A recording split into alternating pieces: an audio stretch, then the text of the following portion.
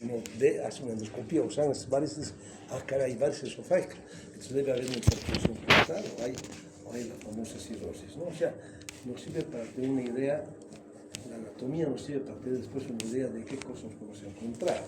Sigamos. Bien, la inervación tenemos especialmente el medio vago, es parasimpático, y la cadena simpática. El vago vamos a verlo más luego en el estómago con mayor razón, porque ahí sí que tenemos un cuidado único de explicar por qué. Y el vago para nosotros es crucial para la motilidad y suele preservarse en las cirugías benignas porque inerva y produce motilidad. Si a veces lo relacionamos al vago, tenemos una cuestión realmente que no pueda funcionar y ahí se producen muchos trastornos, justamente culpa de la inervación. Continuamos. Aquí tienen ustedes el drenaje linfático, que a nosotros nos interesa especialmente. El drenaje es muy rico prácticamente, es muy complejo y tiene un flujo longitudinal y bidireccional, lo que permite metástasis a niveles distantes del tumor primario. O sea, que por culpa de tan complejo que es, a veces un tumor que sea muy pequeño en el esófago o en un lugar del mediastino, por esos ganglios puede ir a distancia se puede ir y no nos damos cuenta dónde está el tumor primario. Es lo que quiere decir. A nivel inferior, el drenaje linfático puede ir hacia ganglios gástricos izquierdos y celíacos, a este nivel. A nivel medio puede ir a ganglios mediastínicos, el mediastino, y superior hacia ganglios cervicales profundos, o sea, hacia muy profundo, y de ahí puede, lamentablemente, el flujo bidireccional del drenaje linfático permite que los tumores hagan metástasis a distancia, o sea, ganglios muy distantes. Por lo tanto, a veces no encontramos para hacer una buena estratificación y para ver el tratamiento quirúrgico, es lo que nos interesa a los cirujanos y a los oncólogos, los cirujanos oncólogos. Sigamos. Entonces, si ustedes tienen, por ejemplo, después de eso, yo quería preparar, digamos, con muchos más estudios, más pedidas, etcétera, pero me he dado cuenta que ahora solamente la clase de anatomía. Después sí hay fisiopatología, después viene todo lo demás, y algunos estudios que hay que hacer, pero esos son temas que vamos a hablar seguramente más luego, durante vaya avanzando en las clases, ¿no? Entonces, sin embargo, yo he puesto esto solamente que ustedes tengan una idea, que si no tienen una idea cómo es se puede hacer un estudio, el esofagograma, o sea, hacer un estudio contrastado del esófago, ¿no? Para ver cómo está ese esófago. Si está muy dilatado, ¿en qué podemos pensar? Por ejemplo, que hace poquito hemos operado en el hospital, la paciente en la cama, 46, que hoy día se ha dado de alta, ¿ves? Ni mis alumnos no saben de qué hemos operado. ¿En serio, ¿De qué hemos operado? Nada, ¿ves? Por eso estoy sufriendo con ustedes, ¿no? Porque el grupo no se ubicaba de que no leen la historia clínica. Hace una acalasia de esófago. Una acalasia de esófago. Entonces, ¿cómo se va a mostrar la acalasia de esófago? Hemos hecho un estudio contrastado y estaba dilatado, era como una bolsa que no circulaba. ¿Y a qué se debe una acalasia? ¿Ustedes saben? A una compresión extrínseca, ¿no ve? A este nivel, una compresión extrínseca de la musculatura articular especialmente, que hace con un anillo, y eso se llama una acalasia, ¿no? Y es causada, ¿por qué será causada la acalasia? ¿Qué? No, ¿Es por una estenosis? Claro, es una estenosis, pero estenosis externa, digamos, no intrínseca, sino extrínseca, ¿no? Que le agarra como si fuera un lazo que le está agarrando. Entonces la cirugía que se hace es simplemente hacer por laparoscopía y cortar las fibras circulares y se soluciona la cabeza. Se ha sido hoy día bastante bien, pero son enfermedades raras, ¿no? Causada por Chagas también, la cabeza Chagas que está así. Entonces, si tenemos esa idea, podemos hacer eso. Se puede hacer estudios de calcimetría, manometría, por ejemplo, ¿en qué enfermedades? En el reflujo gastroesofágico. ¿No? Ahí también hacemos estudios, vemos la calcimetría, vemos la manometría y vemos cuántas son sus presiones. Por eso la anatomía es primero la base. Después de la anatomía va a venir ya la fisiología y los trastornos que va a poder tener ese órgano como es el esófago. Igualito va a ser en todo lo demás que vamos a hablar. Todos vamos a repetir casi lo mismo, porque es importante que conozcamos eso. Hoy día les decía a mis alumnos, están operando esa vesícula, ¿qué están buscando? ¿Qué está al final de la vesícula? Y me les costaba achuntarle a decir algo, ¿no? Que estaba ahí, ¿no? Entonces al final más o menos han achuntado creo que algo, ¿no? ¿Dónde está acá entrar conmigo? ¿No? Yo me han achuntado que estaba la vesícula. La vesícula que tuve que encontrar. La arteria ahí. No. Lo que llega al colédoco, ¿qué? El cístico. Si es colédoco, lesión de colédoco, morimos. Entonces, en cualquier órgano, para que ustedes se den cuenta, no sé, en la vesícula nos interesa saber que al final está la vesícula, va a estar el fondo, el cuerpo, y está ya la parte infundibular o bolsa de Harman, y nos interesa dónde acaba. Tiene que haber solo dos conductos, solo dos elementos abajo, que es el conducto cístico y la arteria cística. Y si vemos otro conducto u otra cosa, paramos las orejas un momentito, que hay algo raro, cuidado, no seccionemos, ¿no? Porque como ella dice, colédoco, ya si ves tirar el colédoco, fajado ella el colédoco. Al fajarse la vía biliar, ¿qué va a pasar? Una gran lesión iatrogénica de la vía biliar. Y está el problema, pues para el cirujano de anatomía es muy importante, a tal punto que recomienda que nunca seccionemos, cortemos nada hasta no estar seguros de la anatomía de ese lugar.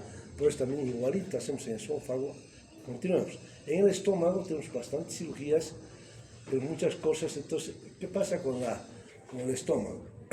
Es fundamental para procedimientos, por ejemplo, quirúrgicos. Por ejemplo, se puede hacer una gastrectomía, una cirugía bariátrica. ¿Qué es una cirugía bariátrica? ¿Saben? Para los gorditos o gorditas, ¿no? Es una buena amputación del estómago completa, miércoles, para que no pueda engordar, que quiera tragar más, ¿no? O sea, no puede comer más. La cirugía bariátrica de moda ahora, pero discutible, ¿no? Pero es más que nada para eso. Y para el tratamiento de las úlceras, que nosotros también hacemos gastrectomía en tumores, hacemos cirugía de úlceras, hacemos también mucha cirugía, actualmente ya no hacemos tanta cirugía como antes de úlceras. ¿Por qué creen? Porque los medicamentos, hay cualquier cantidad de medicamentos, estamos descubriendo cada vez más, así que ahora ya se trata generalmente más que nada médicamente. ¿Qué se hace cuándo se opera qué se opera de las úlceras? Más o menos para que tengan ustedes algo de aporte, ¿qué se va a operar de las úlceras? ¿O cuándo se va a operar las úlceras? ¿O en qué evento se operará un estómago? Se hace una gastrectomía. ¿En qué momento creen ustedes? Cuando hay perforación, una causa. 3 causas. Después, que sangre, hemorragia. Si sangra, que sangre una úlcera, hemorragia, perforación, ¿sí? Eso van a tener como, digamos, para que uno pueda operar. O estenosis.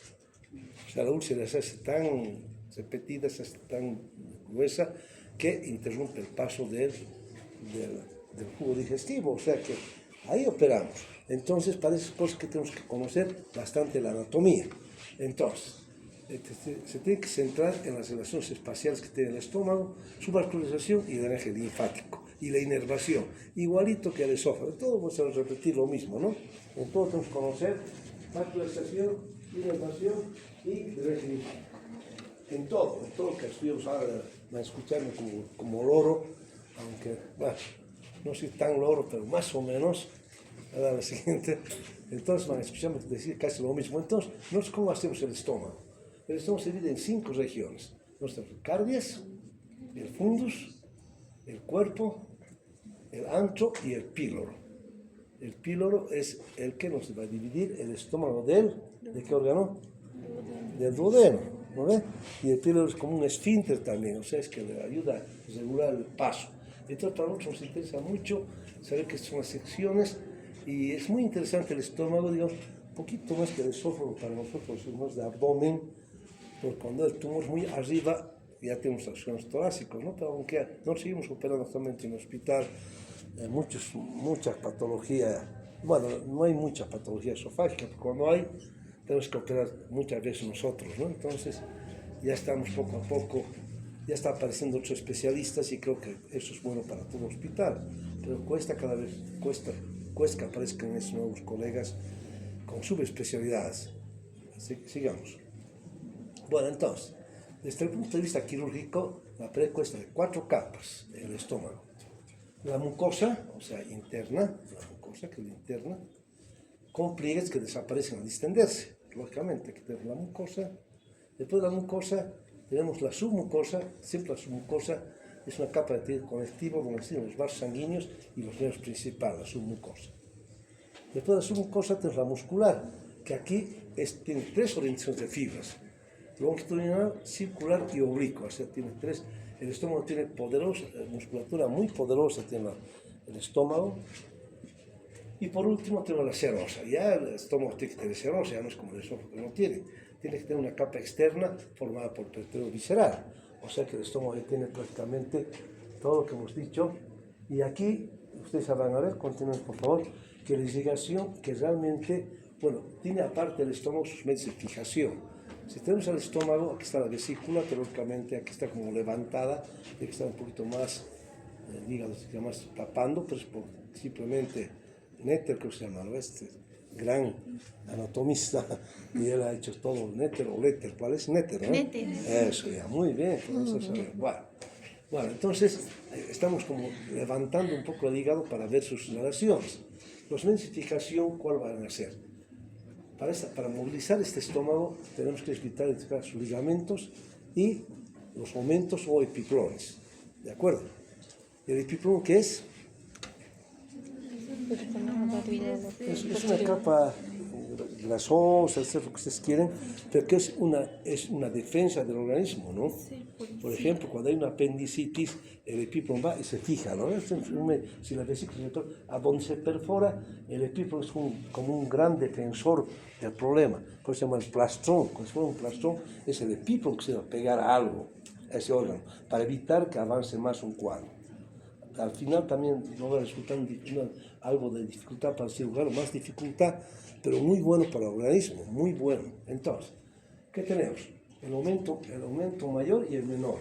El menor une la curvatura menor con el hígado, o sea, esta curvatura menor del estómago une al hígado, que está la curvatura menor, curvatura mayor, ¿no? La curvatura mayor es el aumento mayor, donde cuelga el aumento mayor o el epiplón mayor y cubre todos los intestinos como una capa, ¿no? Si hay pacientes que son flaquitos, realmente es una plaquita muy finita de grasita y son gordos a veces el epiplón es realmente muy rico, digamos, en grasa y muy irrigado, lógicamente, el epiplón. Es lo que tenemos el epiplón. Y por último tenemos el ligamento gastrofrénico, que es el ligamento que va a unir al esófago con el estómago, o sea, que va a proteger. Es el principal medio de fijación que no entonces el fundus al estómago, ¿ok? Entonces es lo que tenemos que ver más o menos en la anatomía. Sigamos, por favor. Entonces aquí ha sido seccionado el estómago para que tengamos una idea de sus relaciones que tiene con otros órganos. Entonces por atrás, ¿qué es lo que tenemos? El estómago se apoya sobre los estudios claves que deben considerarse en toda intervención quirúrgica. ¿Qué órgano es este? Páncreas, el páncreas. Hoy día hemos operado páncreas, ¿no ve? Aunque ha sido una cirugía tormentosa, horrible, todo, pero no quedaba otra, una pancreatitis, una necrosis pancreática infectada y con mucho líquido, había cualquier cantidad de líquido acá, ¿no, muchachos? ¿Se acuerdan esta mañana? Entonces, bueno, entonces, este estaba aquí, de aquí hemos sacado un pedazo, una necrosis pancreática de esta partecita, afuera, pero con mucho cuidado, porque ahí está el páncreas, tenemos al riñón izquierdo, a la glándula suprarrenal y al vaso. El vaso, hoy día lo tocábamos, lo veíamos, pero con mucho respeto, porque el vaso, si uno desgarra un poquito, comienza a sangrar y es bien difícil controlar el sangrado del vaso. Entonces, esas son sus fijaciones del estómago. Y si ustedes se dan cuenta, ahorita vamos a ver la irrigación, pero la irrigación es sumamente rica, o sea, sangra demasiado. Pero esta mañana, con el doctor que hemos entrado, nuestro colega decía: doctor, ahí nomás lo dejaremos porque sabe que nos va a sangrar, que bueno, ya hemos dejado para una segunda oportunidad. ¿Por qué? Porque realmente este momento no era adecuado para hacer una pancreatectomía. La el próximo que vamos a entrar, de aquí a 2 o 3 días, si Dios quiere que ya se controle bien la infección, porque el paciente está en terapia intensiva, que mejore el paciente, vamos a tratar de salvar la vida, pero parece que es una pancreatectomía. Bueno, a ver la siguiente. Entonces tenemos que ver nosotros esa irrigación que parte del tronco celíaco. Ustedes han escuchado hablar siempre del tronco celíaco, ¿no ve? ¿O también qué se llama? ¿Se acuerdan o no se acuerdan? Es difícil recordar la anatomía, ¿no? La verdad, ¿eh? Es el tipo de Haller, también se llama, trípode 3, ¿no? Entonces, tenemos aquí tenemos que, a ver si se ve mejor en la anterior, ahora mostramos la anterior, para que vean la anterior. Aquí se puede ver mejor. Aquí miren, está la aorta abdominal y ahí está saliendo los diferentes vascularizaciones. ¿Se fijan? Sí. Unas hacen un arco suprapancreático, o sea, también en la curvatura mayor, porque no está acá. Otras hacen una circulación abajo del estómago, como a ver luego, a ver, pasemos otra vez, sigamos.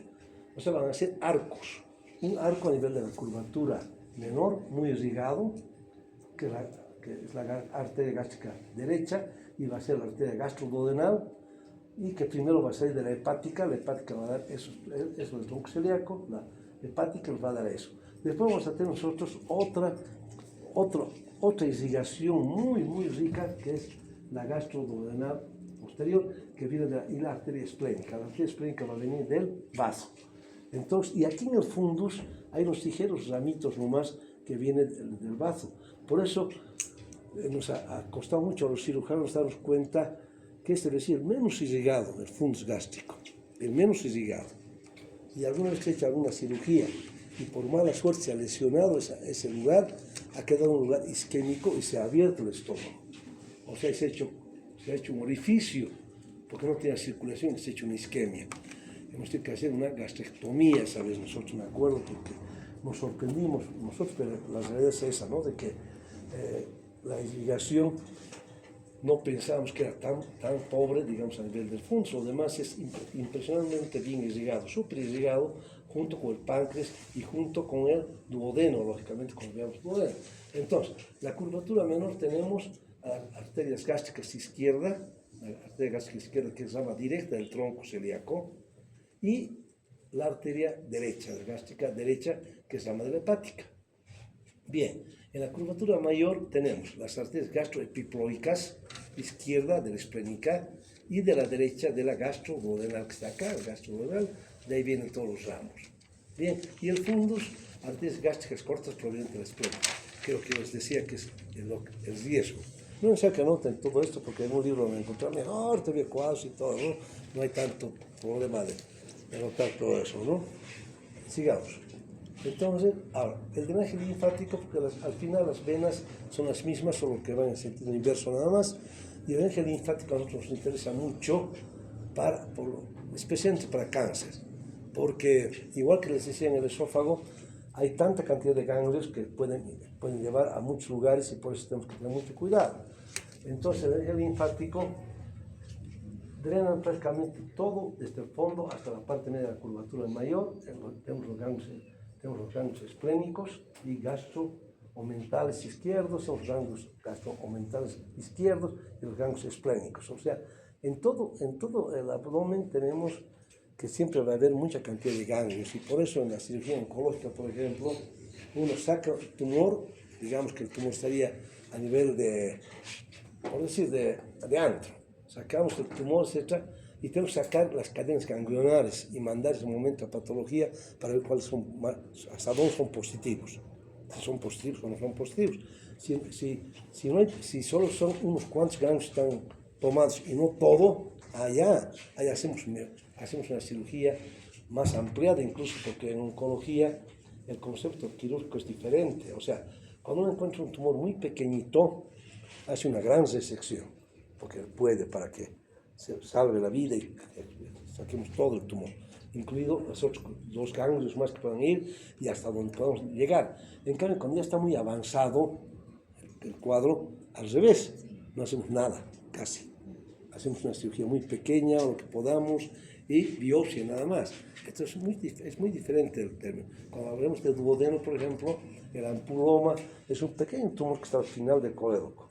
Cuando encontramos un ampuloma y nos da positivo, ya vamos a hablar ahorita del duodeno cuando lleguemos, yo así qué tipo de cirugía hacemos y realmente es una gran cirugía que hay que hacerla, ¿no? Una cirugía muy extendida. Bueno, sigamos. Entonces, aquí tenemos toda la inervación quirúrgica. Yo les decía, vamos a hablar de la inervación en estómago más que en esófago, porque es desde arriba el nervio vago derecho y el nervio vago izquierdo. Estos nervios son muy importantes para la motilidad del estómago, a tal punto que cuando hacemos gastrectomías muchas veces, que no sean completas, pero una parte, y tenemos que agarrar y mantener que el nervio latarjet es un ramo del nervio vago izquierdo. Ese nervio latarjet lo tenemos que conservar, ¿para qué? Porque si no, aquí no va a haber el píloro, por ejemplo, que está irrigado por el latarjet, no se va, digamos, solo va a estar contraído, no se va a distender, entonces no, se va a quedar como un saco que no va a servir el estómago, ¿me entiende? Entonces por eso mantenemos el latarjet cuando hacemos una antrectomía o hacemos alguna cirugía. Y si vamos a hacer y no mantenemos el latarjet, tenemos que agarrar esa sección del píloro, o sea, sección del esfínter pilórico, para que haya paso. O sea, tenemos que hacer otro tipo de cirugía para compensar la falta de nervios. O sea, los nervios son muy importantes en la cirugía que tenemos de estómago. Entonces, como ustedes ven, el vago anterior, izquierdo y posterior derecho son críticos en cirugía de úlcera péptica, o sea, vagotomías en la preservación de motilidad gástrica.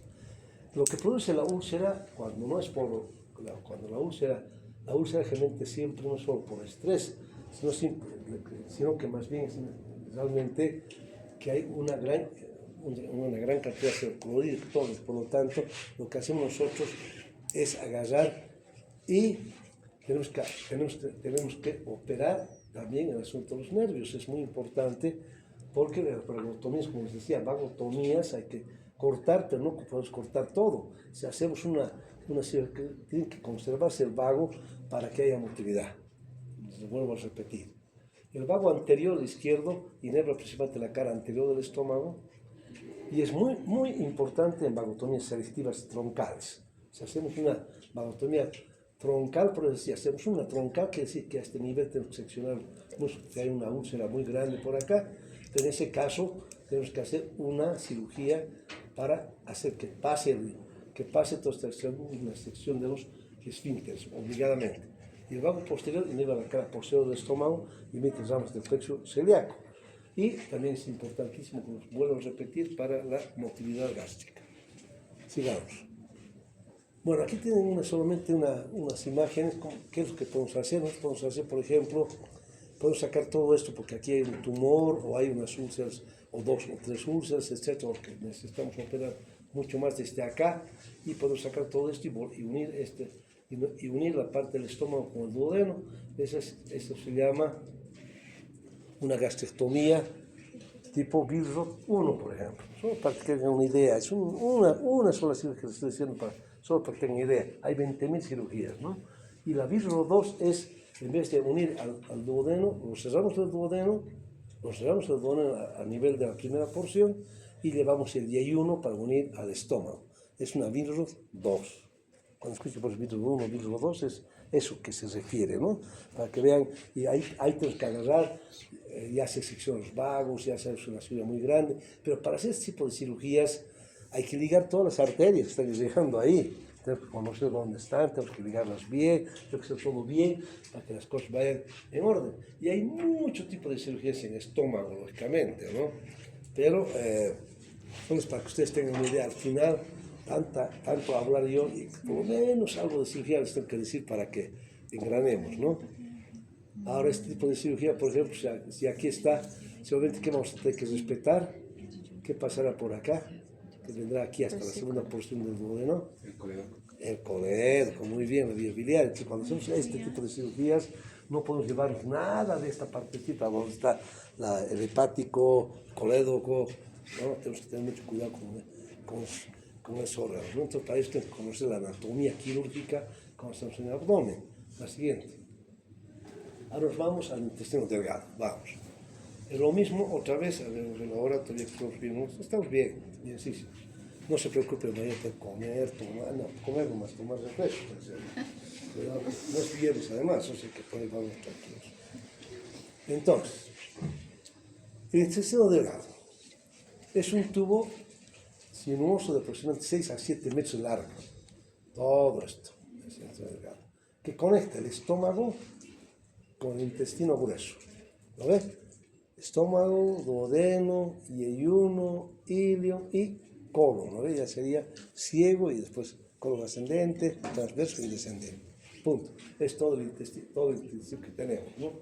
Entonces, dentro del delgado tenemos las divisiones anatómicas, que tenemos el duodeno primero, que es la primera parte en forma de C, ya vamos a ver ahorita, en forma de C, y es fija. Esto es muy importante. El duodeno recibe la bilis y las enzimas pancreáticas para descomponer las grasas y las proteínas, ¿no? Entonces, la bilis va a recibir del hígado y las enzimas pancreáticas, como dice el nombre del páncreas, a través del conductor del virus, ¿no? Y punto. Entonces va a haber cardumen. Por eso es tan importante el duodeno, que ahorita vamos a tratar de verlo un poquito más.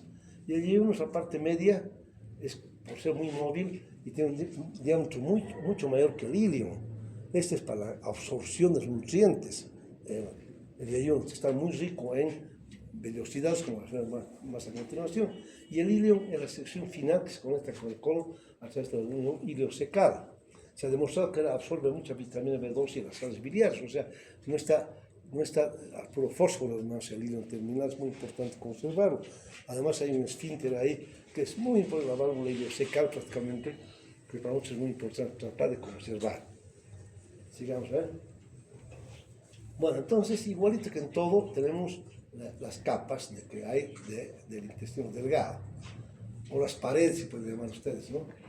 Que es una estructura compleja y optimizada para la digestión y absorción.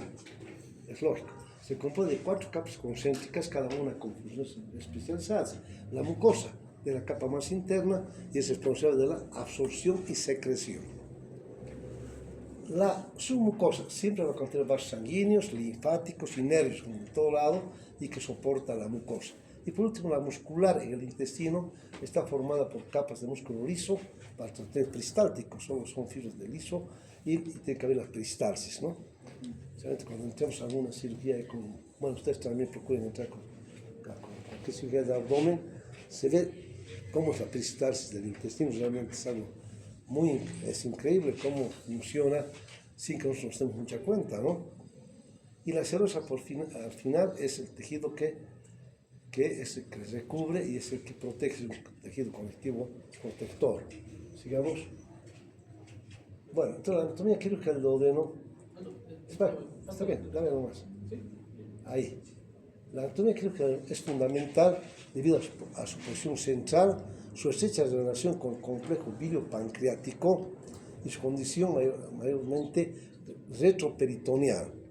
Yo esta mañana les preguntaba a los alumnos dónde está el páncreas, dónde está el duodeno, bueno, para que más o menos se ubique. El duodeno mide aproximadamente 25 centímetros, ¿ya? Y se divide en 4 segmentos. Ahora sí vamos a repasar bien el duodeno. Ahora continuamos a ver.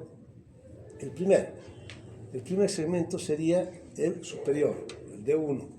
Es la única porción intraperitoneal, de apenas 2.5 centímetros. Se conecta al hígado por ligamento hepatoduodenal, y que contiene la tríada portal. Y después de eso tenemos, ese es el primero, después tenemos la porción descendente, que es el duodeno, la segunda porción del duodeno, que es descendente, que es fundamental. Esta sí que es fundamental, ¿por qué? Porque ahí desembocan el colédoco y el pancreático principal, que es el virus, en la papila mayor, que también se conoce como ampolla de Vater, ¿no? Entonces, acá nosotros tenemos que tener un cuidado único cuando estamos operando esto. Cuando hay una úlcera que nos tenemos un poco ya que se ha pasado a duodeno y no estamos pudiendo solucionar el problema, muchas veces tenemos que cerrar más abajo y secar algo, cuidando mucho de no tocar a la vía biliar principal. Y muchas otras cirugías, un tumor o algo, nos complica bastante. Si queremos nosotros sacar esta porción que tiene alguna ya sea por un tumor o por sacar esto, como el ampuloma que les decía. El ampuloma es un tumorcito que está al final del colédoco, aquí en la segunda porción. Para hacer eso, ¿cuál es el gran problema que tenemos? Que ahí está la desembocadura justamente la desembocadura del conducto colédoco y el conducto virus. Por lo tanto, hay que llevarlos todo. Hay que llevar la cabeza del páncreas, también está aquí. Hay que seccionar la cabeza del páncreas, hay que seccionar el duodeno. ¿Y qué hacemos? El hepático se lo secciona también aquí. O sea que es una cirugía inmensamente grande que se llama la cirugía de Whipple. La duodenopancreatectomía es la duodenopancreatectomía. ¿De acuerdo? O sea, eso es lo que se llama como es la famosa cirugía de Whipple. Y es bien difícil, ¿no? Porque hay que respetar los vasos, y hay que llevar un asa en Yederuk, se llama una asa intestinal que nos fabriquemos, para que la asa se una al hepático, la otra asa se una al páncreas, la otra asa se una al estómago, la otra asa, o sea, imagínense la cirugía tan compleja que tenemos ahí. Ahora, si solo queremos, hay una perforación del duodeno y queremos solamente ver bien adelante y atrás, hay que hacer la famosa manera de coger, que hay que decorar todo el peritoneo parietal para poder movilizar todito el bloque duodeno pancreático y poder hacer una cirugía. Entonces tenemos esas cosas para que ustedes se den cuenta que hay maniobras, hay todo, pero en base a la anatomía, por dónde ingresar. Cuando ingresamos por el decolamiento del peritoneo parietal posterior, no sangra, no pasa nada. Es una maniobra que justo solamente seccionamos ahí, porque justamente ahí no hay ningún vasos, nada. Está muy al lado derecho, podemos entrar y con eso tenemos la posibilidad de manejarnos muy bien para ver si hay un tumor en la cabeza del páncreas o a nivel del duodeno en la parte posterior. Sigamos. Después tenemos el horizontal, o sea, si hemos pasado de primera porción, segunda porción, la tercera porción es horizontal. Entonces, cruza la línea media, acá, frente a la aorta ilíaca, y lógicamente es cruzada anteriormente por la raíz del mesenterio. Aquí ya cuando veamos el mesenterio, la raíz del mesenterio va a cruzar acá y los vasos mesentéricos superiores. Lo que puede, incluso en estos casos, a veces abraza, digamos, al duodeno, y hay una enfermedad un poquito rara, alguna vez que es la arteria mesentérica superior, que le comprime al duodeno. Entonces, es algo muy raro, una anomalía, pero puede suceder.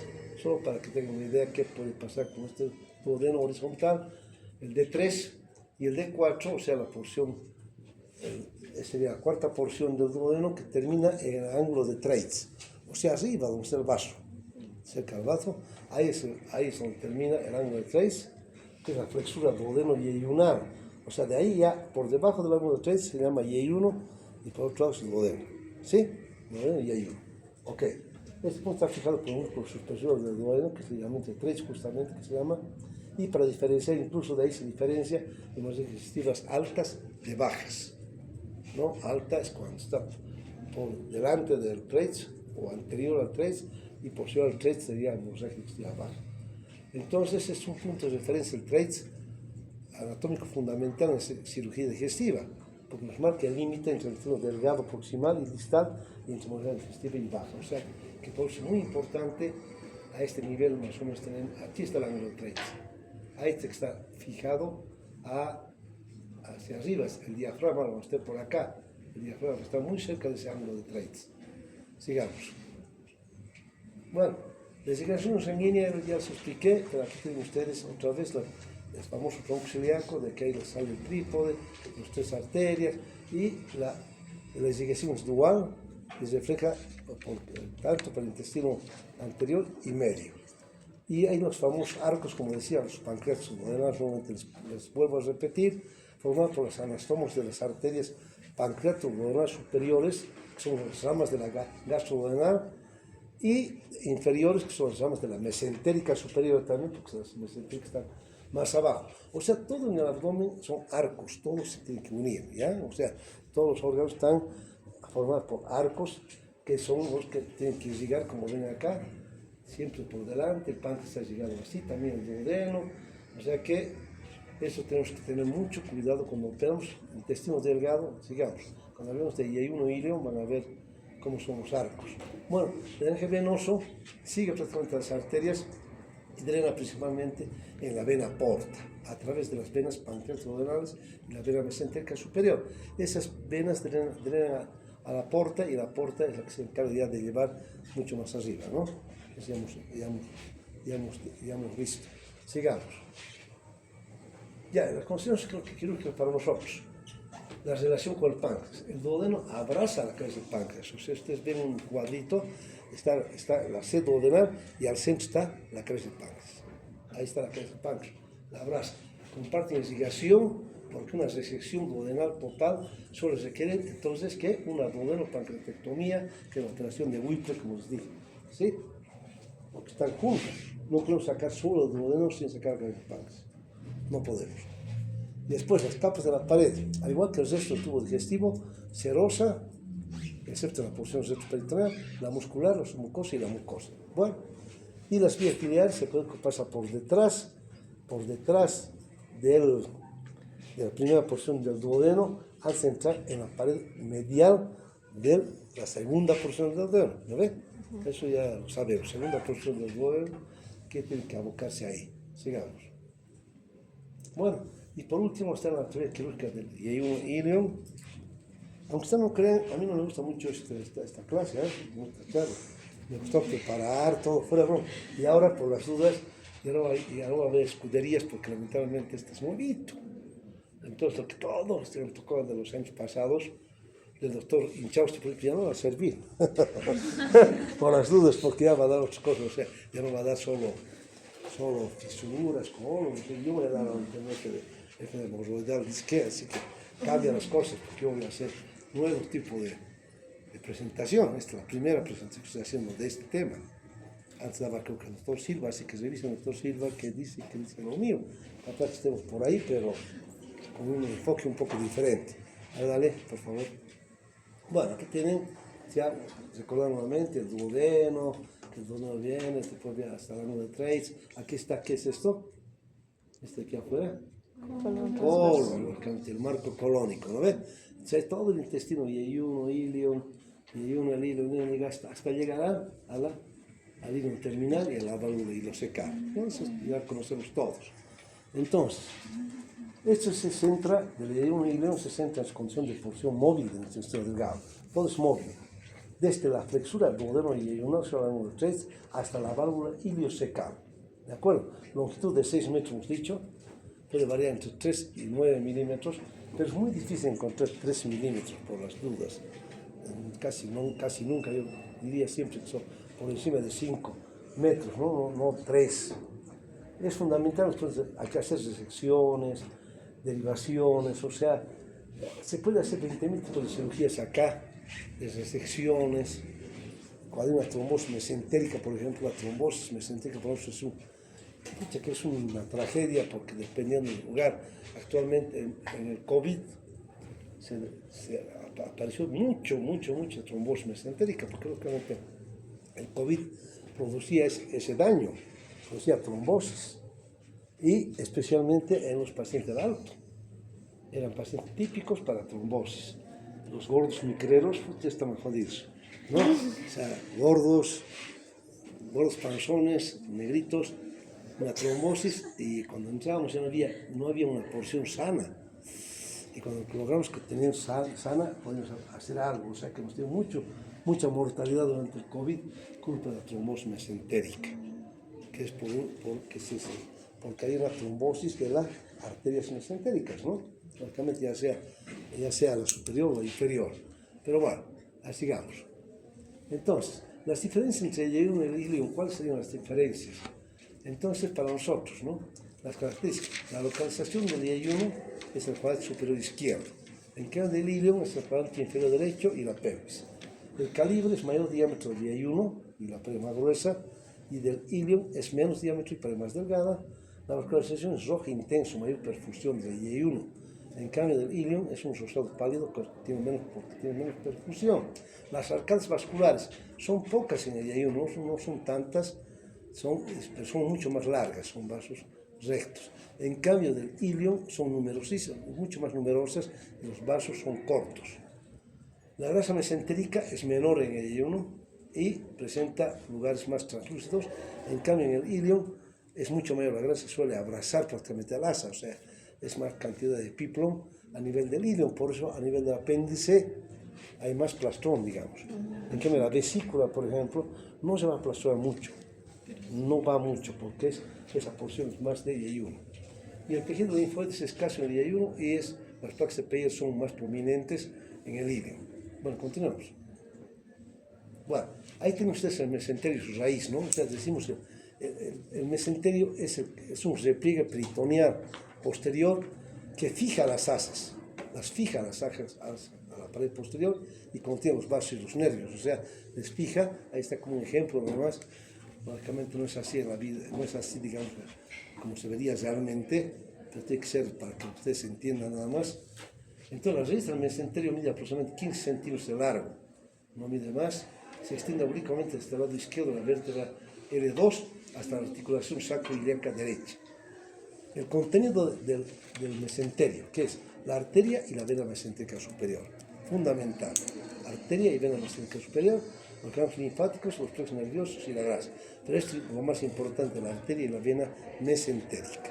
De ahí va la irrigación entonces para todo el intestino delgado prácticamente, para el ayuno y para el hilo. ¿Vamos? Sí. Bueno, entonces, toda la irrigación proviene de la arteria mesentérica superior, del ayuno y del hilo, porque la mesentérica inferior, ¿a qué va a irrigar? Eso, si ya no está integrando el delgado, al grueso, ¿no? Por descarte, ¿no? Mira, entonces la arteria mesentérica superior emite de 15 a 18 ramas y ayunales e iliales que forman las arcadas en el mesenterio. La rama terminal suele ser el tronco, como se llama ilio biseco apendículo cólico, bien largo el asunto, ¿verdad? Y de ese tronco que sale la arteria apendicular al final, ¿no? Del ilio cólico. Las venas y el drenaje igual, un patrón paralelo a las arterias, pero el sentido inverso nada más, hacia la vena mesentérica superior, que luego se une a la vena esplénica para formar la vena porta. La unión de la vena mesentérica superior con la esplénica, mesentérica superior y esplénica, es la vena porta. ¿Ok?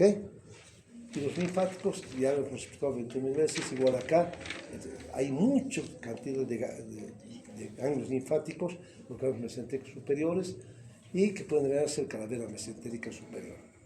Y la inervación proviene del plexo mesentérico superior.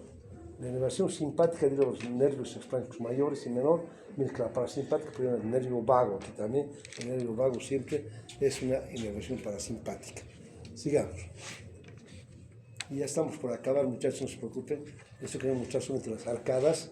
Así son las arcadas, ¿no ven? Entonces, hacen arcadas por todo. Aquí está la mesentérica superior y aquí está la mesentérica inferior, ¿de acuerdo? Para que se den cuenta cómo están las arcadas.